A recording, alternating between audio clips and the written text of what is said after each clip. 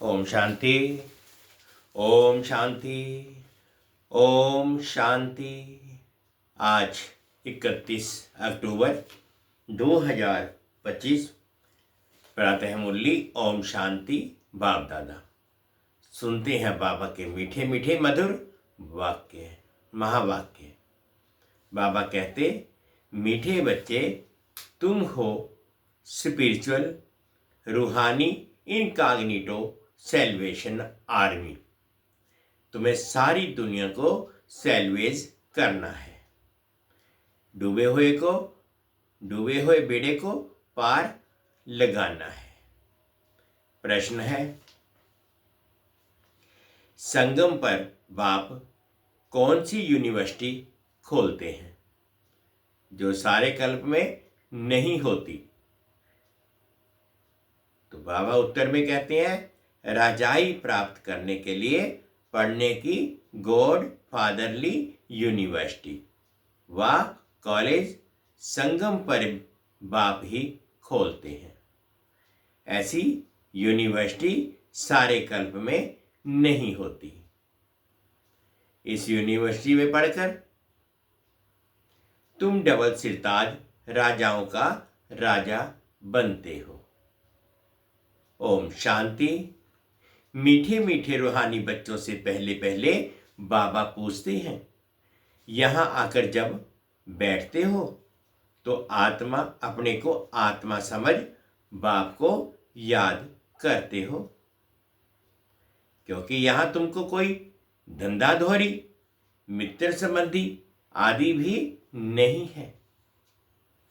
तुम ये विचार करके आते हो कि हम बेहद के बाप से मिलने जाते हैं। कौन कहते हैं? आत्मा शरीर द्वारा बोलती है। पारलौकी बाप ने ये शरीर उधार पर लिया है। इनसे समझाते हैं, ये एक ही बार होता है जो बेहद का बाप आकर सिखलाते हैं। अपने को आत्मा समझ। बाप को याद करने से तुम्हारा बेड़ा पार होगा। हर एक का बेड़ा डूबा हुआ है। जो जितना पुरुषार्थ करेंगे उतना बेड़ा पार होगा। गाते हैं ना, हे मांझी बेड़ी मेरी पार लगाओ। वास्तव में हर एक को अपने पुरुषार्थ से पार जाना है। जैसे तैरना सिखलाते हैं, फिर सीख जाते हैं तो आपे ही तैरते हैं। वह सब है जिस्मानी बातें, ये है रूहानी बातें। तुम जानते हो आत्मा अभी कीचड़ के धूबन में, दलदल में फंस गई है। इस पर हिरण का भी मिसाल देते हैं। पानी समझ जाते हैं, परंतु वह होती है कीचड़, तो उसमें फंस पड़ते हैं। कभी कभी स्टीमर्स, मोटरें आदि भी कीचड़ में फंस जाती हैं, फंस पड़ती हैं। फिर उनको सैल्वेज करते हैं। वह सब है सेल्वेशन आर्मी। तुम हो रूहानी। बाबा कहते तुम जानते हो सब माया के धुबन में बहुत फंसे हुए हैं।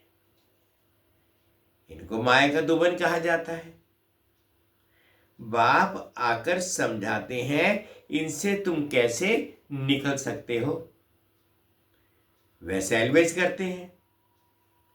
उसमें मदद चाहिए आदमी को आदमी की। यहां तो फिर आत्मा जाकर दुबन में फंसी है। बाप रास्ता बताते हैं इनसे तुम कैसे निकल सकते हो। फिर दूसरों को भी रास्ता बता सकते हो। अपने को और दूसरों को रास्ता बताना है कि तुम्हारी नैया इस विषय सागर से क्षीर सागर में कैसे जाए। सतयुग को कहते हैं क्षीर सागर, अर्थात सुख का सागर। यह है दुख का सागर। रावण दुख के सागर में डुबोते हैं, बाप आकर सुख के सागर में ले जाते हैं। तुमको रूहानी सैल्वेशन आर्मी कहा जाता है। तुम श्रीमत पर सबको रास्ता बताते हो, हर एक को समझाते हो। दो बाप हैं, एक हद का, दूसरा बेहद का। लौकिक बाप होते हुए भी सब पारलौकिक बाप को याद करते हैं, परंतु उनको जानते बिल्कुल नहीं है। बाबा कोई ज्ञानी नहीं करते, परंतु ड्रामा का राज समझाते हैं। ये भी समझाने के लिए ही कहते हैं कि इस समय सभी मनुष्य मात्र 5 विकारों रूपी दलदल में फंसे हुए आसुरी संप्रदाय हैं। दैवी संप्रदाय को आसुरी संप्रदाय जाकर नमन करते हैं, क्योंकि वह संपूर्ण निर्विकारी हैं। सन्यासियों को नमन करते हैं, वह भी घर बार छोड़कर जाते हैं, पवित्र रहते हैं। इन सन्यासियों और देवताओं में रात दिन का फर्क है।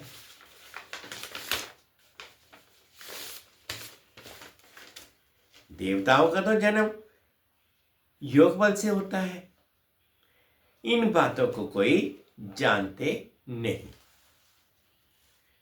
सब कहते हैं ईश्वर की गतमत न्यारी। ईश्वर का अंत नहीं पा सकते।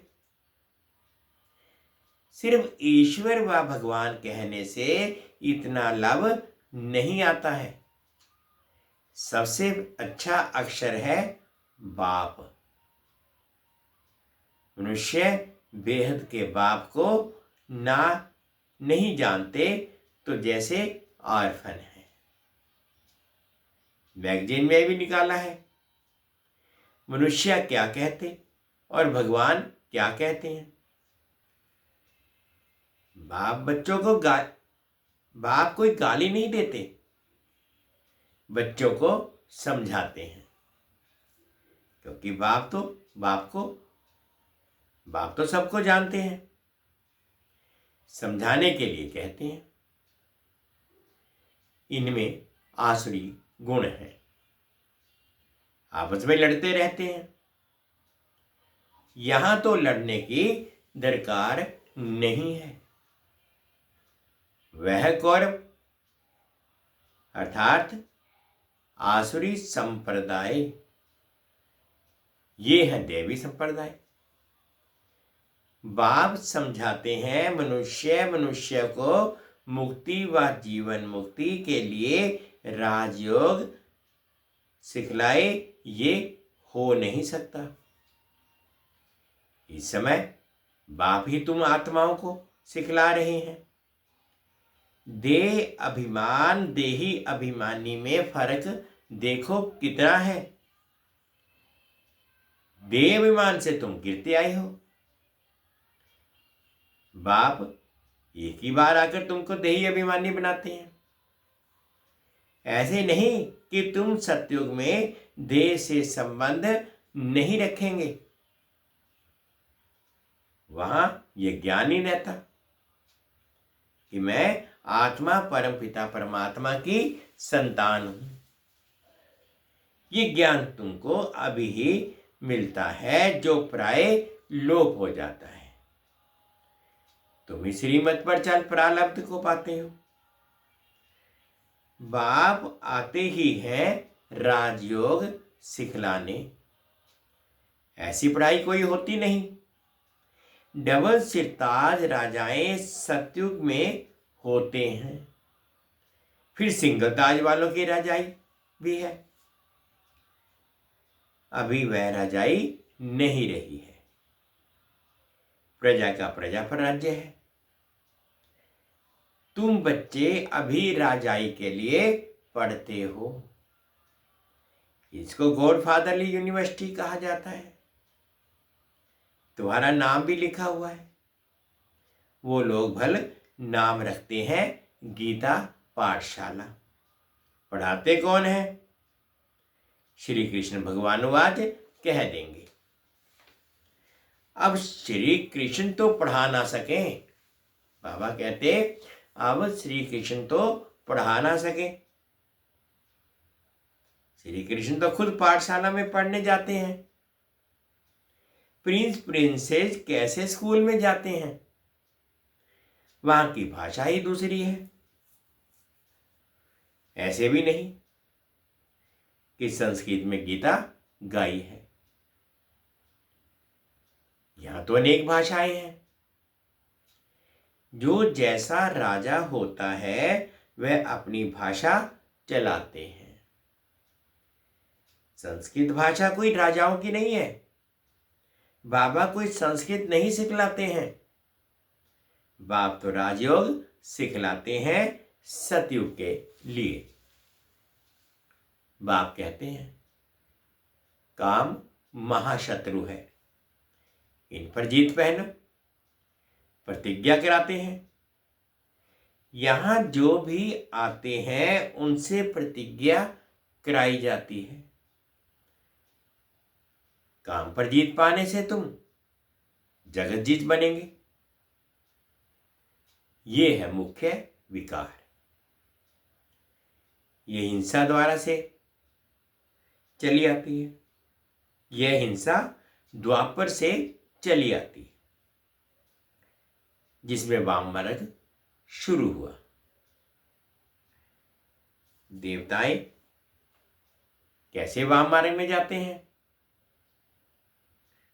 उनका भी मंदिर है। वहां बहुत चीची चित्र बनाए हैं। बाकी वाम मार्ग में कब गए उसकी तिथि तारीख तो है नहीं। सिद्ध होता है काम चिता पर बैठने से काले बनते हैं। परंतु राम रूप तो बदल जाता है ना।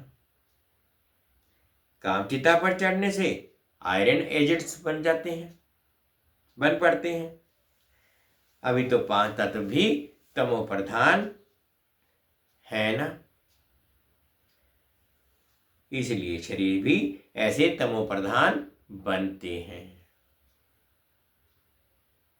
जन्म से ही कोई कैसे हो पड़ते हैं। वहां तो एकदम सुंदर शरीर होते हैं। अभी तमो प्रधान होने के कारण शरीर भी ऐसे हैं। मनुष्य ईश्वर प्रभु आदि भिन्न भिन्न नामों से याद करते हैं, परंतु इन विचारों को पता ही नहीं है। आत्मा अपने बाप को याद करती है, हे बाबा आकर शांति दो। यहां तो कर्मेंद्रियों से पाठ बजा रहे हैं, तो शांति कैसे मिलेगी। विश्व में शांति थी जबकि इन लक्ष्मी नारायण का राज्य था, परंतु लाखों वर्ष कल्प की आयु बता दी, तो मनुष्य बेचारे कैसे समझेंगे। जब इनका देवताओं का राज्य था तो एक राज्य एक धर्म था, और कोई खंड में ऐसे नहीं कहते कि एक धर्म एक राज्य हो। यहां आत्मा मांगती है एक राज्य हो। तुम्हारी आत्मा जानती है अब हम एक राज्य स्थापन कर रहे हैं, वहां सारे विश्व के मालिक हम रहेंगे। बाप हमको सब कुछ दे देते हैं, कोई भी हमसे राजाई छीन नहीं सकते। हम सारे विश्व के मालिक बन जाते हैं।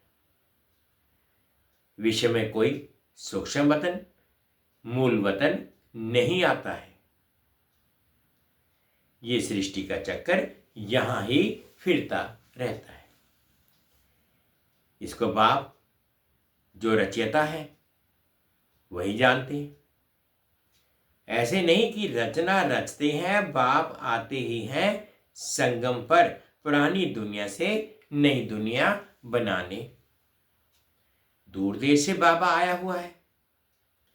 तुम जानते हो नई दुनिया हमारे लिए बन रही है। बाबा हम आत्मा का श्रृंगार कर रहे हैं, उनके साथ फिर शरीरों का भी श्रृंगार हो जाएगा। आत्मा पवित्र होने से फिर शरीर भी सतो प्रधान मिलेंगे। सतो प्रधान तत्वों से शरीर बनेंगे। इन्हों का सतो प्रधान शरीर है, फिर शरीर भी सतो प्रधान मिलेंगे। सतो प्रधान तत्वों से शरीर बनेंगे। इन्हों का सतो प्रधान शरीर है, इन्हों का सतो प्रधान शरीर है ना, इसलिए नेचुरल ब्यूटी रहती है। गाया भी जाता है रिलीजन इज माइट। अब माइट मिली कहां से। एक ही देवी देवताओं का रिलीजन है जिससे माइट मिलती है।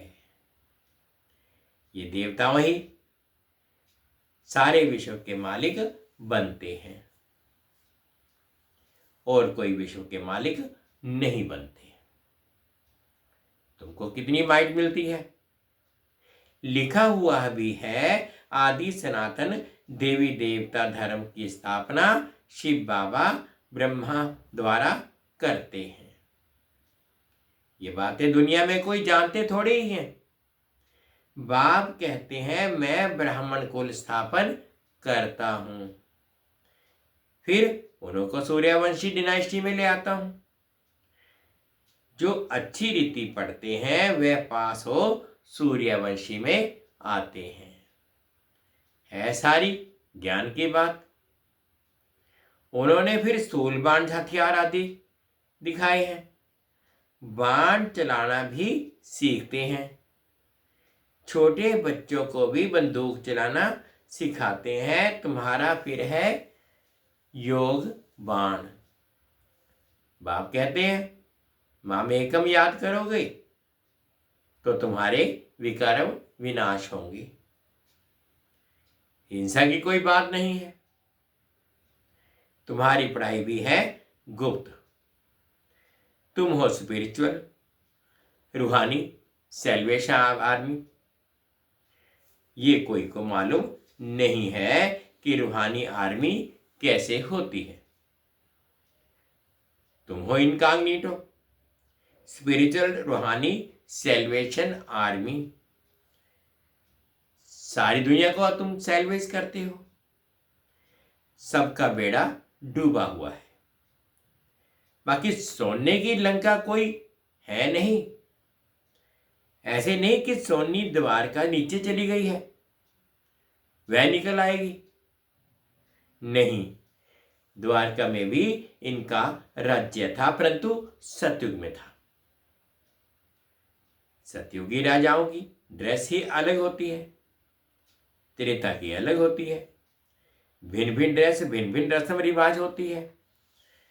हर एक राजा की रस्म रिवाज अपनी अपनी। सतयुग का तो नाम लेते ही दिल खुश हो जाती है। कहते ही हैं स्वर्ग पैराडाइज, परंतु मनुष्य कुछ भी जानते नहीं।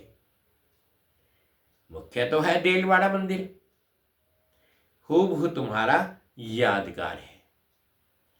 मॉडल तो हमेशा छोटा बनाते हैं ना, ये बिल्कुल एक्यूरेट मॉडल्स है। शिव बाबा है, आदि देव भी हैं, ऊपर में वैकुंठ दिखाया है। शिव बाबा होगा तो जरूर रथ भी होगा। आदि देव बैठा है, ये भी किसको पता नहीं है। ये शिव बाबा का रथ है। महावीर ही राजाई प्राप्त करते हैं। आत्मा में ताकत कैसे आती है, ये भी तुम अभी समझते हो। घड़ी घड़ी अपने को आत्मा समझो। हम आत्मा सतो प्रधान थी तो पवित्र थी। शांति धाम सुख धाम में जरूर पवित्र ही रहेंगे। अब बुद्धि में आता है, कितनी सहज बात है। भारत सतयुग में पवित्र था, वहां अपवित्र आत्मा रह ना सकी। इतनी सब पतित आत्माएं ऊपर कैसे जाएंगी? जरूर पवित्र बनकर ही जाएंगी। आग लगती है फिर सभी आत्माएं चली जाएंगी, बाकी शरीर रह जाते हैं। ये सब निशानियां भी हैं। होलिका का अर्थ कोई समझते थोड़े ही है। सारी दुनिया इसमें स्वाह होनी है। ये ज्ञान यज्ञ है। ज्ञान अक्षर निकाल, बाकी रुद्र यज्ञ कह देते हैं। वास्तव में यह है रुद्र ज्ञान यज्ञ। ये ब्राह्मण द्वारा ही रचा जाता है। सच्चे सच्चे ब्राह्मण तुम हो। प्रजापिता ब्रह्मा की तो सब औलाद है ना। ब्रह्मा द्वारा ही मनुष्य सृष्टि रची जाती है। ब्रह्मा को ही ग्रेट ग्रैंडफादर कहा जाता है। इनका सिजरा होता है ना, जैसे अलग अलग बिरादरी का सिजरा रखते हैं। तुम्हारी बुद्धि में है कि मूल वतन में है आत्माओं का सिजरा। कायदे मुजीब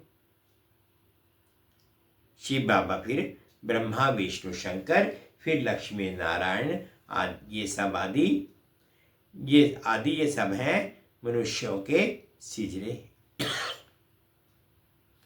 अच्छा, मीठे मीठे सिकिले दे बच्चों प्रति माता पिता बाप दादा का याद प्यार और गुड मॉर्निंग। रूहानी बाप की रूहानी बच्चों को नमस्ते। रूहानी बच्चों की रूहानी माता पिता बाप दादाजी को याद प्यार, गुड मॉर्निंग और प्यार भरी नमस्ते जी। ओम शांति, ओम शांति। शुक्रिया बाबा, शुक्रिया।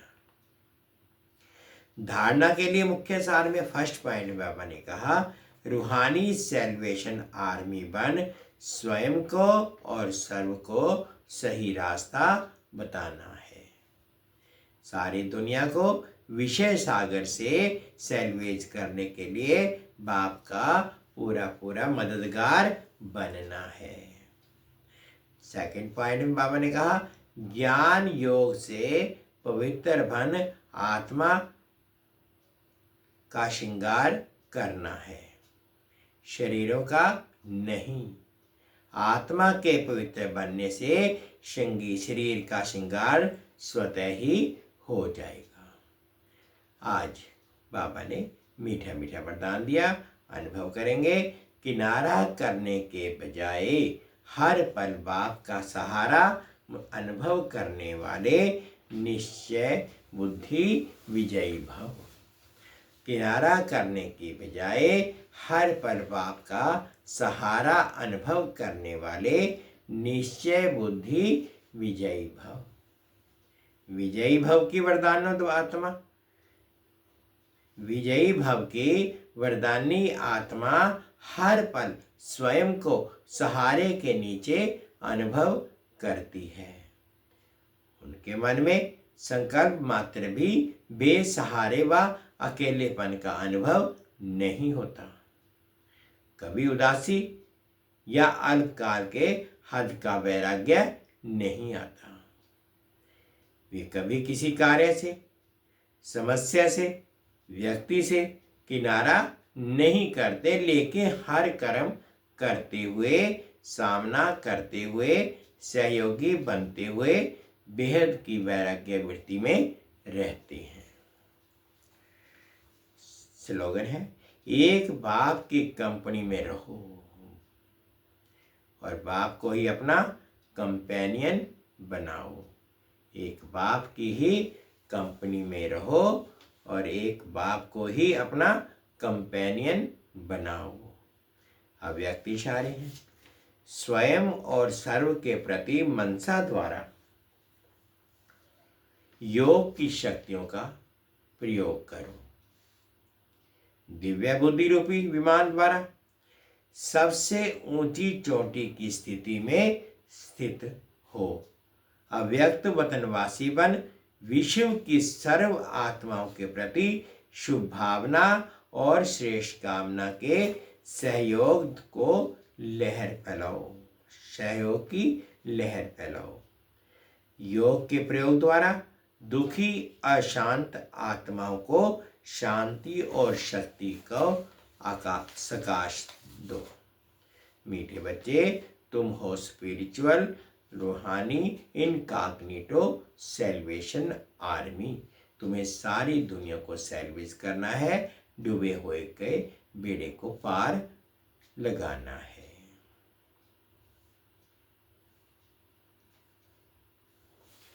ओम शांति, ओम शांति। शुक्रिया बाबा, शुक्रिया। 2 मिनट के लिए बाबा की याद।